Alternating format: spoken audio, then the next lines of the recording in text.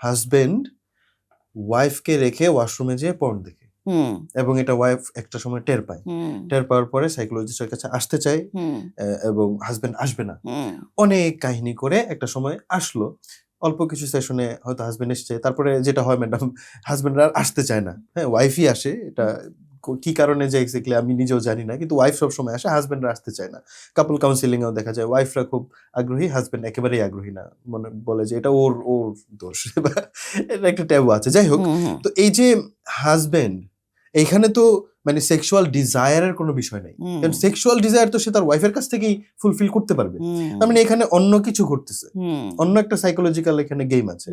এটা কি এবং এটার ক্ষতিটা কি এবং এটা থেকে মানুষ কিভাবে বের হয়ে আসবে? এটা তো সম্পূর্ণই আপনার কগনিটিভ জায়গার থেকে মানে তখন কাজ করা শুরু করে ফেলছে। যখন আপনি ওই যে বলেছিলাম অ্যাডিকশন, প্রথম যখন পর্ন দেখেছে তখন হয়তো পর্ন একটা দুইটা দেখেছে। এমন কোনো পুরুষ মানুষ নাই যে তার ইয়াং এজে বা একটা মানে আর কি প্রৌঢ় বয়সে পর্ন একবার দুইবার বা ছোটবেলায় একবার দুইবার পর্ন দেখে নাই। এটা নর্মাল ফেনোমেনা, এটা ছেলেরা দেখে।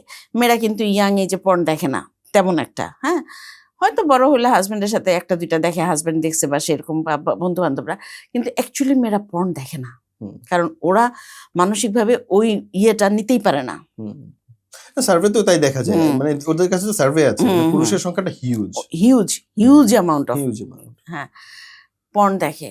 কিন্তু পর্ন হচ্ছে ওই স্ক্রিন অ্যাডিকশনের মতন ভয়াবহ একটা অ্যাডিকশন, যে এইটা দেখতে দেখতে দেখতে দেখতে শুধু শুধু সে যে দেখে ব্যাপারটা কিন্তু তা না, সে দেখে এবং সে তার আচরণে পরিবর্তন আনে, সে অটোমেটিক চলে আসে। হ্যাঁ, কারণ আপনার শরীর উত্তেজিত হচ্ছে, আপনি স্টিমুলেশন পাচ্ছেন, তা আপনি অটোমেটিক্যালি ওই কাজটা আপনি করবেন।